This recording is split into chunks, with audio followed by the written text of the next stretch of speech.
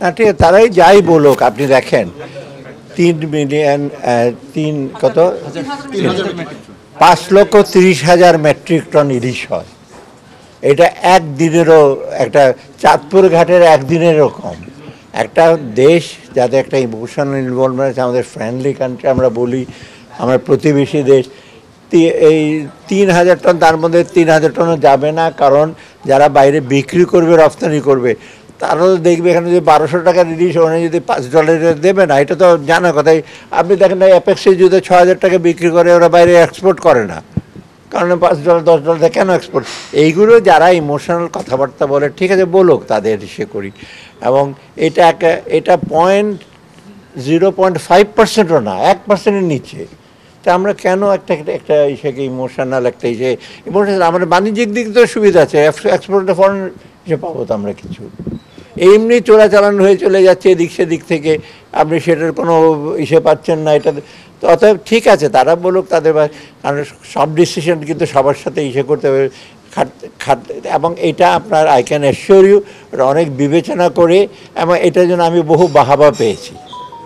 এটা আমি বলবো না সে বাবা দিয়েছে, বলছে এটা ভালো ডিসিশন। দায়িত্ব মহল থেকে তো স্যার এটা অনেক কিছু বলা হয়েছে যে পাঠানো হবে না। ওই দায়িত্ব মহল একজন বলেছে, আরেকটা আরো বড় দায়িত্ব মহল বলেছে পাঠানো যেতে পারে, ব্যাস। আমি আর ওটা কোনো, এটা আমি বুঝলাম না, 3,000 টনের মধ্যে ঢাকার চেম্বার যে আছে 200টা ইলিশ, বা তার মধ্যে 200টার বদলে 150টা আসলে 50 টাকার দাম বাড়িয়ে দেবে। দাম তো এমনি বাড়ায় ব্যবসায়ীরা, এটার জন্য দাম বাড়িয়ে দেবে। যাই হোক, এটা আমি মনে করি এটা ডিসিশন হয়েছে, এটা গ্রেটার ইন্টারেস্টে। হ্যাঁ, কিছু লোকের অসুবিধা হতে পারে, বাট আমি মনে করি না এটা একটা বিরাট একটা কিছু ক্ষতিকারক। আমার মনে হয় আরও লং রানে আপনার জন্য একটা পজিটিভ বিষয় হয়েছে। আমরা প্রতিবেশী হিসেবে থাকতে চাই, কোঅপারেশন চাই, ওরা আমাদের কাছে কেন ওদের পেঁয়াজ আসছে না সস্তা দরে, মানে মানা করে দেন না কেন, পেঁয়াজ খাবেন না? এগুলি তো ইমোশনাল কথাবার্তা বলে লাভ আছে। ওদের পেঁয়াজের ডিউটি কমিয়ে দিয়েছে, বিরাট ডিউটি কমিয়ে দিয়েছে, পেঁয়াজ তো আসতেছে। এটা যাই হোক, আচ্ছা না, আমি আর এত দিতে যাবো না। আমি বলে আমার 4টা টিম আসছে সকাল থেকে, IMFটা একটা, তারপরে ইফাদ শেষে, তারপর আছে কোরিয়া, তারপরে ফ্রান্স। এখন IMFটা তেমন কিছু না, IMFটা একটা প্রিপারেটরি, ওদের একটা মিশন আসবে, তখন আমরা বলবো IMF কী করবে। সে আসছে খালি কতদিন থাকবে কারা। তো IMF তো আমাদের একটা মেজর বাজেট সাপোর্ট দেয়, এবং এটা আমরা সংস্কার করছি যেটা IMF সহায়তা দেবে। দ্বিতীয়ত আপনার আসছে কোরিয়ানরা আপনারা জানেন আমাদের বিগেস্ট, আমাদের জন্য বেশ বড় কতগুলো প্রজেক্ট আছে কোরিয়ানরা। আর কোরিয়ানদের সবচেয়ে ব্যাপার হলো টেকনোলজি, প্রযুক্তি এবং কোয়ালিটি অফ প্রোডাক্ট দিকে কোরিয়া কিন্তু ভালো। কোরিয়ার আপনার লোনের যে ইন্টারেস্ট, ওরা অলমোস্ট 0.5%, মানে 30 বছরের সুদ, মানে ওদের লোন কিন্তু 40 বছর, তাই না?